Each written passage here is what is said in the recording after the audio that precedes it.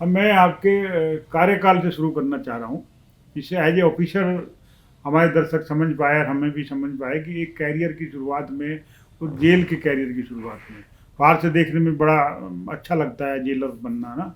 अंग्रेजों के ज़माने के जेलर से हम सुनते आ रहे हैं कि भला वैसा जेलर और वैसा, तो आपका कार्यकाल कैसा रहा और कहाँ से शुरुआत हुई आपकी? देखिए, एक बात था, मैं अंग्रेज़ों के ज़माने के जेलर, अब देखिए कारागार विभाग की छवि को हमारे सेलुलाइड या सिनेमा ने बुरी तरीके से तोड़ मोड़ के प्रस्तुत किया है। लेकिन सिनेमा तो कहीं ना मैं कहीं सिनेमा समाज तो का ही जो हो रहा होता है वही दिखाता है। नहीं, अब ऐसा तो है नहीं कोई कि जैसे उसमें दिखाया कि असरानी जो कहते हैं हम अंग्रेज ज़माने के जेलर हैं, पहले नहीं हम नहीं सुधरे तो तुम क्या सुधरोगे। ये सिर्फ पब्लिक के इंटरटेनमेंट के लिए इस तरीके के डायलॉग रखे जाते हैं, है ना। ऐसा कोई अधिकारी कहता नहीं है मेरे ख्याल से। हो सकता है अगर कोई कहता हो तो he is not good and he is not competent to keep in the jail department, right. Number 2, दूसरी चीज़ कि अब जैसे उसमें दिखाया है कि जेल के बाहर का संतरी बाहर से ताला बंद किया है और पीछे से खटखटाया जाता है और वो करके खोल के देखता है और कहता दरवाज़ा खोलो, यानी ये भी। और अंदर वहाँ पे आग रखी है, सरिया में है, धर्मेंद्र उसे गर्म कर देते हैं और या के वो पकड़ के जला लेता है। ये सब चीज़ें नहीं होती हैं, ये सिर्फ कल्पना में है। ये सब ये उनकी थॉट्स हैं, कैसा हुआ होगा, अंग्रेजों का टाइम था, ये आपको एक्चुअल कंडीशन आप क्या है। जब एंट्री किया तो आपके कार्यकाल में कैसा रहा? पहली पोस्टिंग कहाँ पे थी आपकी? देखिए, मैं इलाहाबाद यूनिवर्सिटी से 1981 में मैंने एमएससी पास आउट किया जी और उसके 2 साल पहले लोक सेवा आयोग से वैकेंसी निकली थी जी। और हमने वो भरा था। तो हमने एमएससी पास किया और साइमल्टेनियसली हमारा पीसीएस में उसमें सिलेक्शन भी हो गया, हमारा लोक सेवा आयोग से सिलेक्शन भी हो गया। और 25 अक्टूबर को मैंने पहली पोस्टिंग मेरी केंद्रीय कारागार नैनी इलाहाबाद में 25 अक्टूबर 25 अक्टूबर 1981 में वही ज्वाइन किया जी। वो एक सेंट्रल जेल थी और कॉम्बो सेंट्रल जेल थी, यानी central jail plus district jail दोनों है उसमें। और 1000 एकड़ में है वो। अच्छा। 1000 एकड़ में, जिसमें से खेती काफ़ी बड़ी अच्छी मात्रा में होती है, प्लांटेशन होता था और अंग्रेज़ों के समय में तो ढेर सारी चीज़ होती थी वहाँ पे। तो उस जेल पे मेरी पोस्टिंग हुई और उस जेल एक तरीके से वो इंडस्ट्रियल हब है वो जी। लोहे का काम, बक्से बनाने से लेके बाकी सब काम, लकड़ी का काम, कपड़ा बुनने का काम, सूत बनाने का काम, कंबल बनाने का काम, फिनाइल बनाने का काम, स्वेटर बनाने का काम, साबुन बनाने का काम, इवन शूज बनाने का काम, यानी ढेर सारे वहाँ पे इंडस्ट्रीज हमारी थी। जो रेगुलर बैरिक थी, रेगुलर एनक्लोजर्स थे जहाँ बंदियों को रखा जाता था, उनसे अलग ये सब थे। 1981 में जब मैं गया तो साल भर तो मुझे लगा जेल की वर्किंग देखने में, और वर्किंग देखने के बाद लगा कि ना यार, ये अब देखिए होता है ना कि सेंट्रल जेल की थॉट में और डिस्ट्रिक्ट जेल में ज़मीन आसमान का फ़र्क है। ज़मीन आसमान में इसलिए फ़र्क है कि जो डिस्ट्रिक्ट जेल है वहाँ का बंदी सिर्फ ये चाहता है कि कब हमारी ज़मानत हो जाए, कब हमारी छूट जाए, कब हम कारागार से बाहर चले जाए। लेकिन जिनका सज़ा कन्फर्म हो गया है उनको तो पता है कि अब हमको 7 साल बाद, 10 साल बाद, 12 साल बाद, 15 साल बाद, 20 साल बाद छूटना है, और हमारा जो हम काम करेंगे, जो हमको रेमिशन मिलेगा, ये हमको पहले छुड़वा देगा। तो उनके मानसिक भावना के बल जाने से सेंट्रल जेलों में अपेक्षाकृत शांत रहती है। अच्छा आचरण जिसे बोलते हैं। हाँ, और वर्किंग प्रोसेस वहाँ पर बढ़िया होता है सेंट्रल जेलों में। तो हम गए तो वहाँ पे चूँकि सेंट्रल जेल और डिस्ट्रिक्ट जेल का कॉम्बो था वो, तो दोनों चीज़ें देखने को मिली। लेकिन हमारे यहाँ कैदियों की संख्या ज़्यादा थी तो विचाराधीन बंदी बहुत ही एकदम अनुशासित रहा करते थे। कभी कभार कोई ऐसा कर दिया तो कर दिया, नहीं तो सभी अनुशासित रहते थे। साल भर तो हमें कारागार की व्यवस्था समझने में लगी और उसमें मुझे कारागार के उन बंदियों का भी बड़ा सहयोग रहा है जिन्हें मैं अंततोगत्वा गुरु की तरह मानता हूँ, जो वहाँ पे काम करते करते विशिष्ट सेक्शन के महारथी हो गए थे। जैसे बंदियों के एडमिशन और रिलीज का एक सेक्शन था, एक दुबे जी थे, वयोवृद्ध व्यक्ति थे, मैं वहाँ पे इंचार्ज बना के रखा गया। वो मेरे राइटर थे। बंदी वो ज़मीन पे बैठते थे, मैं कुर्सी पे बैठता था, लेकिन उनसे मैं धीरे धीरे पूछता था तो उनका कंसेप्ट एकदम क्लियर था। मैंने सीखा इसी तरीके से अंडर ट्रायल वाला भी से सीखा मैंने, यानी जेल के सारे उपक्रम हमारे जो सीनियर्स थे मिश्रा जी थे, उन्होंने बताया, लेकिन हमने बंदियों से भी ढेर सारी चीज़ें सीखी और एक तरीके का मेरा ट्रेनिंग भी वहीं पे हो गया मेरा। अब देखिए दूसरी चीज़ बता दें कि मतलब क्या है जेल में अधिकारी बनने का। वैसे तो रूटीन में चल रही है, वीपी पांडे नहीं आए, कोई आए, काम चलेगा।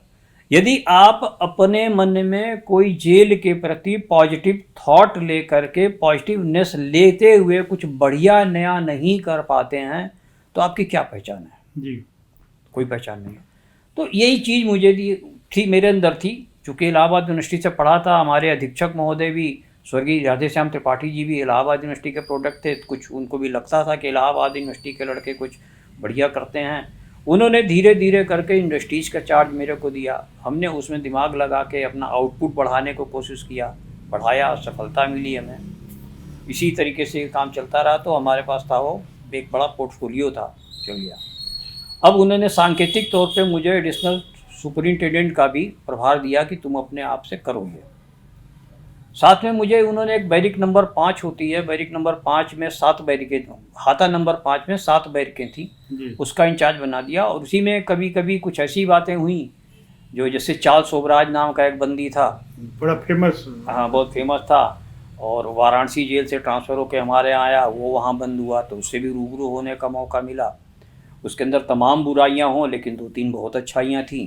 एक तो डिसिप्लिन था, रेगुलर एक्सरसाइज करता था, पढ़ता था, रोज़ केमिस्ट्री पढ़ता था, लॉ पढ़ता था, जानकार बहुत था, मन से कुटिल था नहीं तो 14 मेरे ख्याल से 44 देशों का वो क्रिमिनल था। तो कुटिल नहीं होता तो 44 देशों का नहीं होता। तो कुछ खट्टी मीठी अनुभव भी हैं। उसको भी डांटा मैंने एक बार। क्या घटना थी? वो उसको केमिस्ट्री का बहुत अच्छा ज्ञान था। जेलों पे पीतल के कटोरियाँ दी जाती थी, नींबू दिया, उसे उच्च श्रेणी सुविधा थी, नींबू दिया जाता था, और वो प्रतिदिन उसमें सरसों का तेल डाल के 1 बूंद नींबू डाल दिया करता था, 2 बूंद नींबू या 1 नींबू निचोड़ दिया करता था। वो धीरे धीरे जो केमिस्ट्री पढ़े हैं जानते हैं, वो बन जाएगा कॉपर सल्फेट यानी तूतिया यानी पॉइजन। ठीक, पीतल, सरसों का तेल, हाँ, और नींबू। तो इसमें सरसों का तेल डालना इसलिए ज़रूरी है कि जब वो कॉपर सल्फेट बन जाए तो निकालना आसान हो। अच्छा अच्छा, है ना, पहले से भी डाला जा सकता है। तो उसके बाद उसने देखा कि ट्रायल करके कि ये पॉइजन बन गया है कि नहीं। तो एक बिल्ली के बच्चे को दूध दिया, दूध में उसे 1 बूंद डाल दिया, वो मर गया बेचारा। अब ये एक बड़ा अच्छा नहीं लगता, और खासकर बिल्ली तो हिंदू धर्म में माना जाता था कि किसी भी मतलब अशुभ का सूचक है। जी जी। तो गुस्सा मुझे बहुत आई, जाके मैंने बहुत डांटा उसको। खैर डांटने के बाद मैंने उसे कहा जाओ बंद हो जाओ। तो मुझे अंदर से मुझे ये लगा कि ये आदमी शातिर है और ये अच्छे व्यवहार का पात्र नहीं है, क्योंकि ये हमको कब धोखा दे देगा कोई ठीक नहीं है। कितने टाइम रहा चार्ल्स सोबराज आपकी जेल में? 1 साल 490 दिन टोटल रहा, 430 दिन रहा टोटल, क्योंकि उसने अपने ऑटोबायोग्राफी में लिख रखा है one short and hide jailer. अब बाकी का एक सेंटेंस नहीं बोलूँगा, I can not forget him.